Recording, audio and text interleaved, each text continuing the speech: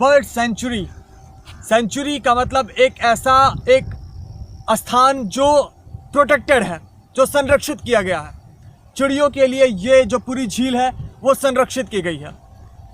तो अगर हम बहुत ज़्यादा गौर से ना सोचें तो ये बड़ी आम बात लगती है, लेकिन सोचिए, अपनी धरती पर, मैं भारत की बात करूं या अपने उत्तर भारत की बात करूं, थोड़ी थोड़ी दूर पर ऐसी झीलें प्राकृतिक रूप से पहले से विद्यमान रही हैं। उन झीलों में सैकड़ों हजारों की संख्या में प्रवासी पक्षी आदिकाल से आते जाते रहे हैं। लेकिन आज हमें एक बड़े जिले के अंदर एक झील को हमको बर्ड सेंचुरी बनाना पड़ रहा है। जो बाकी की झीलें हैं, बाकी के तालाब हैं, वो अतिक्रमण का खतरा झेल रहे हैं, वो पाट लिए गए हैं।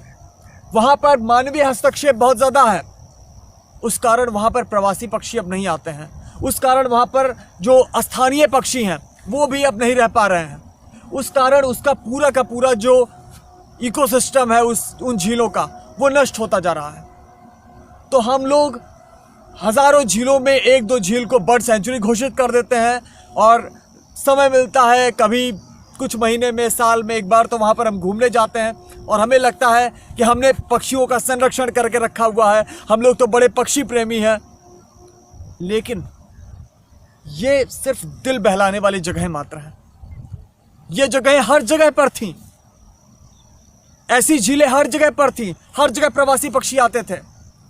कोई भी अपने 5 किलोमीटर 10 किलोमीटर के इलाके में ऐसी बर्ड सेंचुरी देख सकता था, अगर आज से कई दशक पहले या कई 100 साल पहले निकला जाता तो। लेकिन आज हमने सब कुछ खत्म कर दिया है।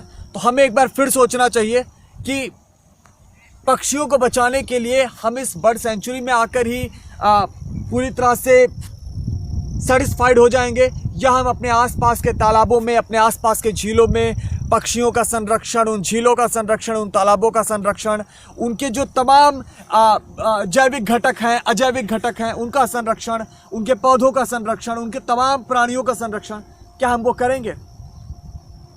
तो ये बड़ा सोचने वाला विषय है। तो आप लोगों से निवेदन है कि ऐसी बर्ड सेंचुरीज में ज़रूर आएँ, देखें, और जब अपने घर के पास जाएं तो घर के पास वाले तालाब के किनारे जाएं, घर के पास वाली झील के पास जाएं, और सोचें कि यहाँ प्रवासी पक्षी आते हैं तो वहाँ क्यों नहीं आते हैं।